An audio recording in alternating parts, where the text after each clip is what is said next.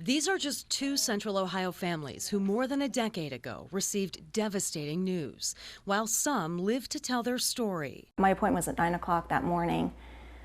By 9 o'clock that night, I was sitting in the oncologist's living room being diagnosed with leukemia. Sadly, others did not. I think the thing I missed the most is the laughter. We first introduce you to the Kearns family. Samantha was born into the world 12 years ago. She was just 7 months old in this video with her dad. I don't know if I'm gonna be here,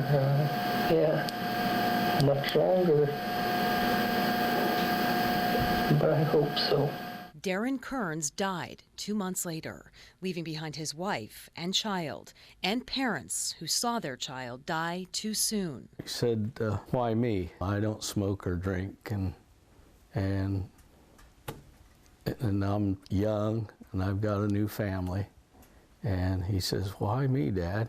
Darren was one of several River Valley High School graduates diagnosed with non-Hodgkin's lymphoma in the late 90s. Other graduates developed leukemia and other forms of cancer in that time. Because the grounds sit on part of a former military depot where chemical waste was dumped for years, the Ohio Department of Health was urged by families to conduct an extensive study. There was a lot of people in his class that got cancer. What from, I don't know. But it always makes you wonder if it was the stuff that was out there in the fields. Jamie Sager, also a River Valley graduate, was also diagnosed with cancer in the 90s. She's now in remission. I played in the outfield and my feet were always wet, but we just kind of chalked it up to bad drainage or whatever. Never really ever thought about it, but I'm not sure what I was walking through now. Do you feel as a River Valley student there was an imminent danger? Sure, I'm proof of it. The question many have asked, was there a link between the diseases and the school's grounds? Could it have been a cancer cluster with a definitive cause? Dr. David Brancato with the Army Corps of Engineers participated in the 4-year study and spoke with us over the phone. Was this area ever unsafe? As far as the agencies collectively determined, the answer was no. Dr. Brancato said health officials were simply unable to determine whether the toxic contamination in the soil contributed to the high rate of leukemia among graduates. Those that lived through it question that. Do you think the government is responsible in some way? Absolutely, I think the military. I mean, they used that as a chemical waste dump and then they built a school on top of it. How can you not? Of course they're responsible. For years, the families fought to have both River Valley middle and high schools shut down for good. And in 2003, the district was relocated about 3 miles away. Still, the families question, did it happen too late? Who's going to be up there looking down on you? Samantha says she wishes she could have known her dad. I'd probably tell him I love him and that I know everything's going to be okay without him. But there's not a day that goes by they don't remember. I had a best friend once. His name was Darren. I wish you could have known him for the man he was. As for the Sagers, they adopted their daughter Sophie 4 years ago. Jamie has been in remission for years, but says every day she wonders why and what if. Because I'm sure in your heart there's still a fear. Every day. And you think about your daughter and your husband. I'm going to be here to see her graduate, get married, and I don't know. Reporting in Marion County, Ashley Berry, 10 TV News. Ellie Vossler's fascination with the great outdoors started when she was just a kid. I would go and get as dirty as I could before I came home, and then my mom would be like, "What are you doing?" That love for nature never faded. Now at the age of 21, her average day at work involves a good pair of boots, a tool bag, and some scrappy gloves. Rubber's coming off. An opportunity came up here. Why not? I like being outside. I like to work hard. I've never climbed trees before, so why not? 6 months ago, this Westerville native was hired on at Alaman Arbor, a tree preservation company right here in Columbus. We were looking for a climber position. I actually had a neighbor that knew her boyfriend, and he said, "Hey, I know this girl that might be a great fit for you if you'd hire a girl." And I said, "Yeah, if she can do the work." she interviewed. She was awesome. She became the only female in a group of all men. She has a competitive edge to her. I think that gives her some drive to beat the boys and to be in a more, man-dominated industry. They're all really supportive. I mean, they're all my best friends. It's like having 20 big brothers. And in just a few months, that support system helped Ellie graduate from ground duty to climbing. My life is in a rope. That's the first phase of I don't trust my gear. You start like, oh my gosh, what if the tree breaks, or what if this branch is dead? So when I was first in the tree, I was just trying to get used to going from standing on something to leaning in nothing in air. In big trees, it can be scary when you finally get to the top, but I think it's fun. I mean, trying to find new ways to do it. I have to kind of find my own ways to do stuff because I'm a girl. And while she wasn't as strong as the guys, she was tough enough to enter her name in the ISA Regional Tree Climbing Competition just last month. Our boss here at Almond Arbor asked all the employees, do you guys want to participate in this? Okay. The winners move on to the international. It was a tall task, but Ellie completed all her duties and will now head to Tampa Bay to compete against 20 of the best tree climbing women in the country. It takes a good solid year from somebody just to go from nothing to even be a basic climber. So to see that she, has, the climbing skills to be in a local competition and to win that, to go on to an international competition, I think that's really unique and a cool thing. This is a first for Ellie, so there are no high expectations. But she would like to come back stronger and more confident. Seeing these people who are even one step ahead of all the people in Ohio, and to see other females do it, I think is going to help me. I'm just going for the experience. And that extra knowledge will go a long way in this business full of dirt, mud, and men. And expect Ellie to be running her own company one day. Invention is incredible. The idea of starting from scratch. Everything you've learned up to that point, a teaching tool, nothing more. It's a thought, really. The past doesn't define you, it directs you to something bigger. Eventually. Perhaps a better way to put it, you can't make an omelet without breaking some eggs. Arguably, no one knows more about starting from scratch So we're making Marcella's butter almond cake than Jessica Fechter, who has an unusual, albeit inspiring story. So my story begins in the summer of 2008. At 28 years old, she had it good.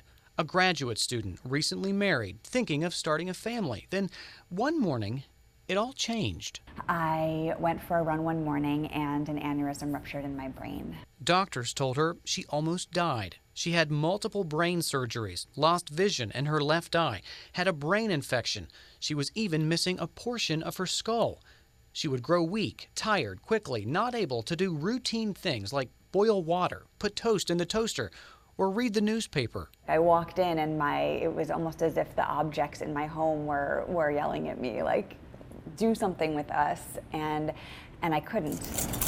Despite all those issues, it's like a little bit of the sugar stuck to the bowl. Fechter says the feeling of defeat didn't sink in until she lost her sense of smell. We can fix it. Her ingredients, willpower, and determination.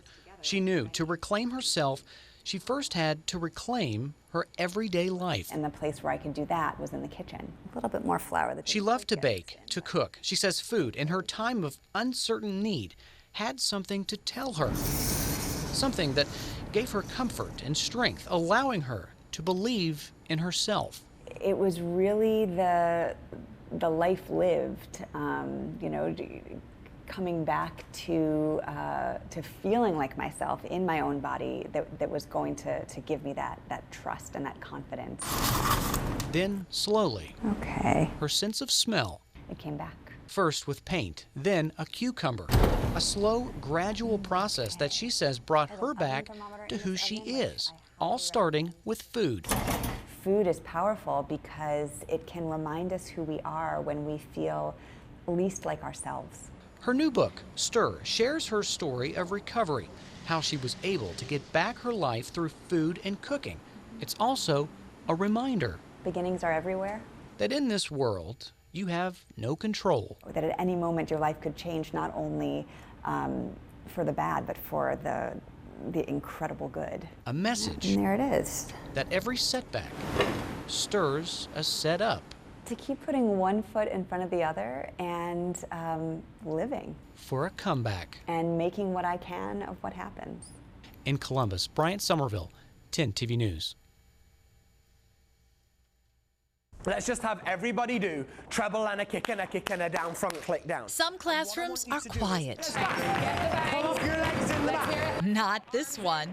Now push the feet out. At the academy, the stomping. Come on, I want to see it. And the kicking. Chest out, good. Smile. Are part of Irish dancing. Come on, hit the floor. It's a combination of things, you know. Shift, move. I just love that was better, good. The sound and the music of it.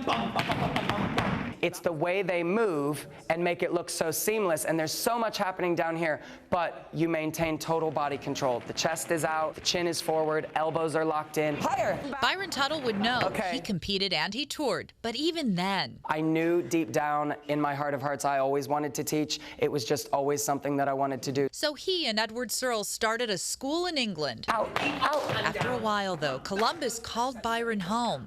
The two decided to make the move, and they opened the academy in Westerville. Now, Ariana, I want to hear you over Brooke. Where they share their love of the art form with about 100 students locally, including Catherine Moore. Where's the feet? And I just love the dancing. It's really fun. And it all starts with those shoes.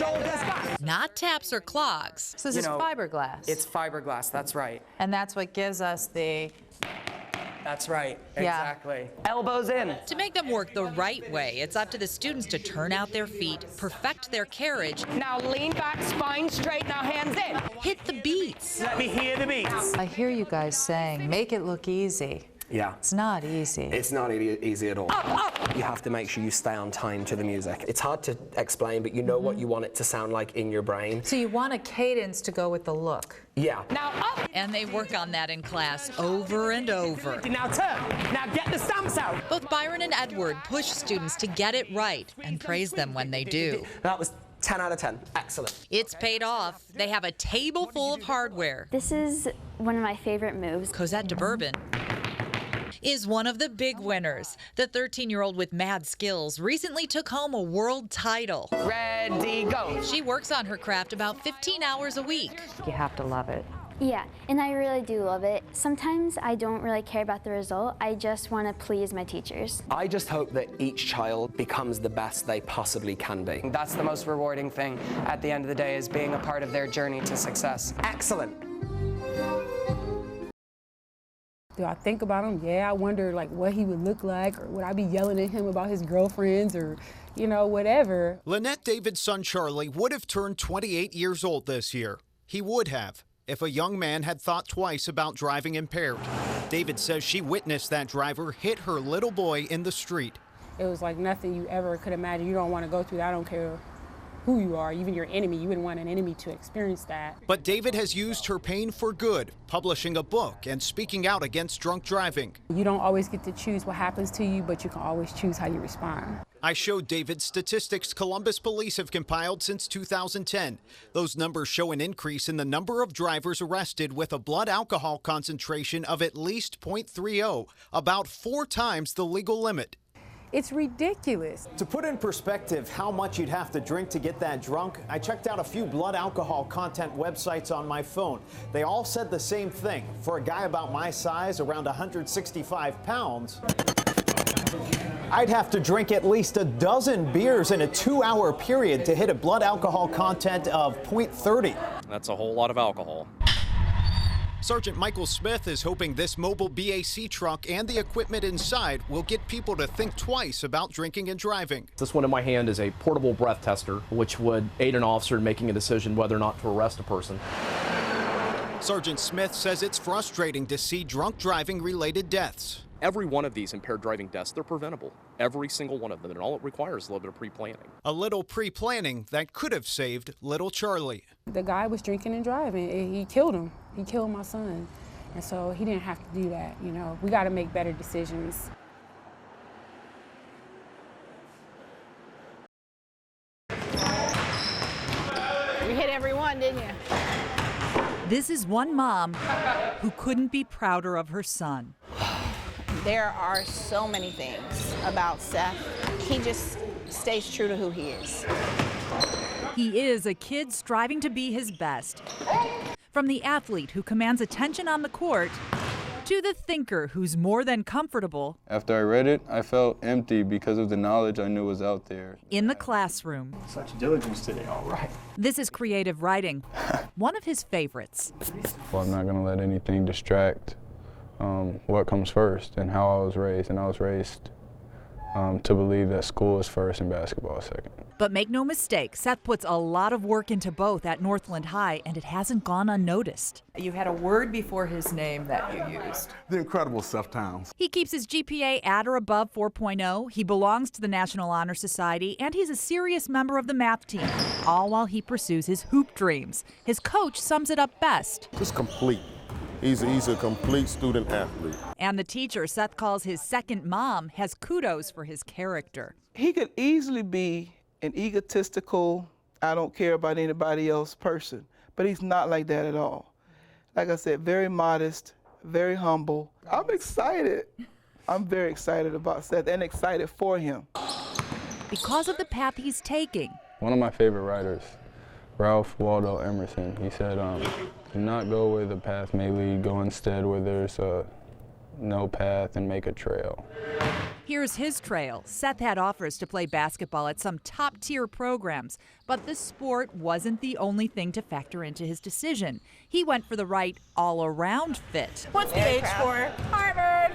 Go Crimson! Oh, yeah! So what's the recipe for Seth's Ivy League success? His mom says, among other things, the Northland community and purposeful parenting. Be their advocate. Be willing to fight for what you want for your child. Seth has 3 ingredients. One is desire, because you have to love what you're doing. And the second one is consistency. And then the third and most important one is spirituality. And he'll keep all 3 in mind as he works for one of the things on his bucket list, a Harvard degree. If I could potentially go to the NBA with a college degree, that's my main goal.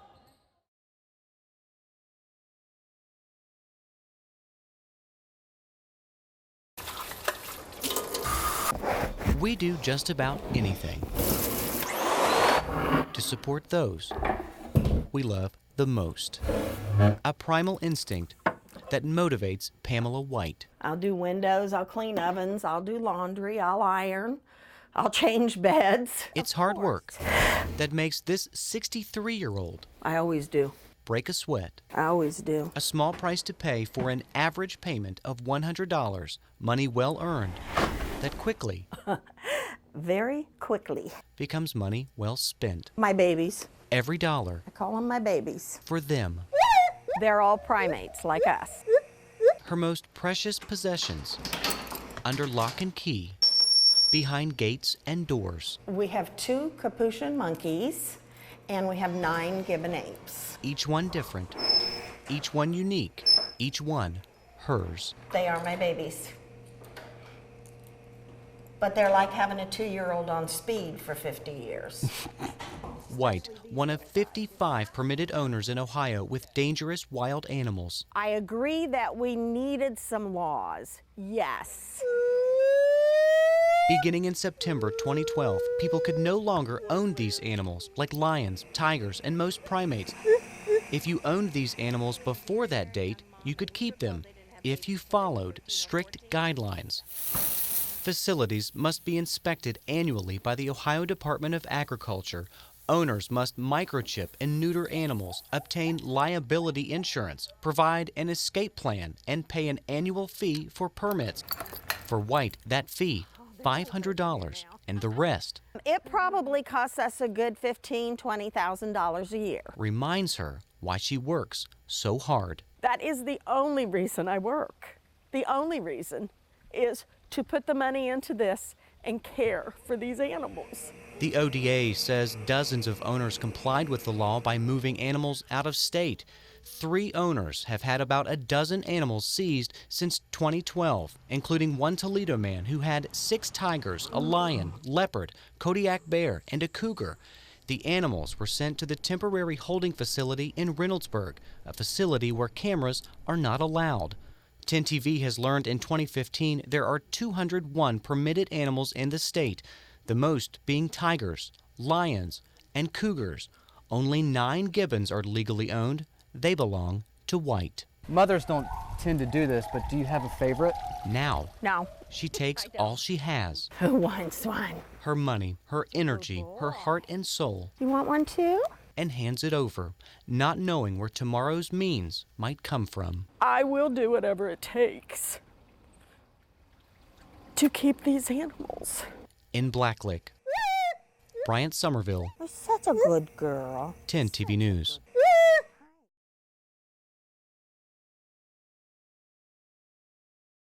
Titanic was first discovered in 1985. As underwater video goes, this video may be the most popular ever recorded. The discovery of the Titanic showed the world what underwater robots can do. We're in.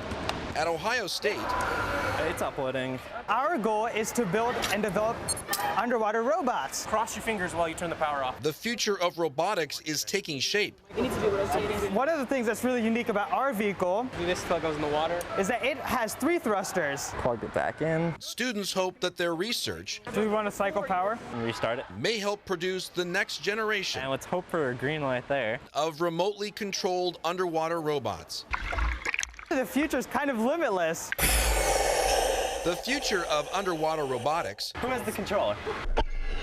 could include self-aware machines that think for themselves. All right, try it. We could put them in situations such as rescue missions. Machines that can see and react. The goal is to allow these robots to explore the deepest depths of the ocean floor for mapping, hunting for mines, or collecting weather data. They can perform work underwater so that human divers don't have to do. More than 12 countries are at work on undersea robots, including the United States. We can really change the world through technology. Technology that may revolutionize how we explore life underwater. The Ohio State robotic team hopes to play a small role in that endeavor. To reduce starboard power. We love doing what we do. Perhaps one day this pool will spawn the next wave of underwater robots.